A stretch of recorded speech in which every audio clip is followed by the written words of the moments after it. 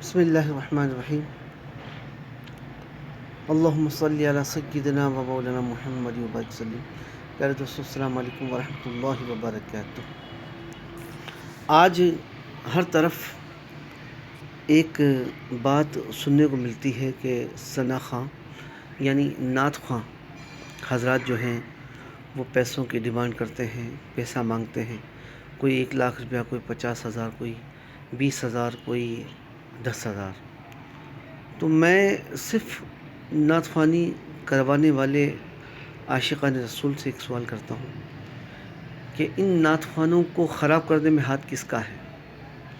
اگر یہ کہوں کہ آپ کا ہے تو شاید غلط نہ ہو۔ اس کی وجہ یہ ہے کہ آپ نے دیا تو ان کا ذہن بنا، آپ نے ان کی ڈیمانڈ پر ان کو مدعو کیا تو پھر ان کا دل کھلا ہے نا، ورنہ اس سے پہلے یہی نعت خواں تھے کہ کبھی ڈیمانڈ نہیں کر سکتے، کبھی ڈیمانڈ نہیں کرتے تھے، جو ملتا پیارے آقا علیہ السلام کا صدقہ وہ قبول کر لیا کرتے تھے، کوئی تکرار نہیں ہوا کرتی تھی۔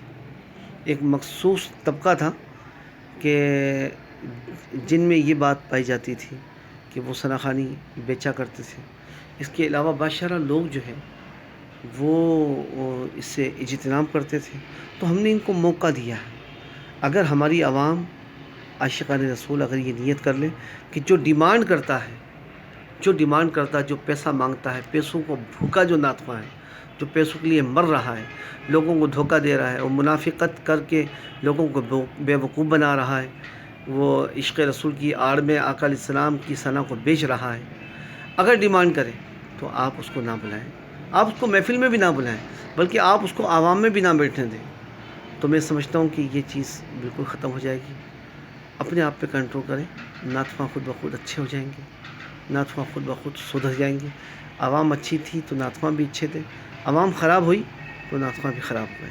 تو ان کو موقع ہم نے دیا ہے، بدنام دین کو نہ کریں۔ میں یہی کہوں گا کہ یہ بیچارے دن بھر پینٹ شرٹ وغیرہ پہن کے گھومنے پھرنے والے، اور رات کو جو ہے بہن کا دوپٹہ باندھ کر سر پر آ جاتے ہیں محفلوں میں، اور آپ کہتے ہیں کہ نعت خواں تیار ہے، تو ایسا نہیں ہوتا۔ آپ خود بھی ان کو پہچاننے کی کوشش کریں اور چیک کریں کہ کون نعت خواں ہے، کون نوٹ خواں ہے، یہ آپ نے محسوس کرنا ہے۔ اللہ تعالیٰ کی بارگاہ میں دعا ہے کہ ہمیں عمل کی توفیق دے، اور ان جو پان کی دکان کھول کے بیٹھے ہوئے ہیں ثنا خواں، ان کو پہچاننے کی توفیق عطا فرمائے۔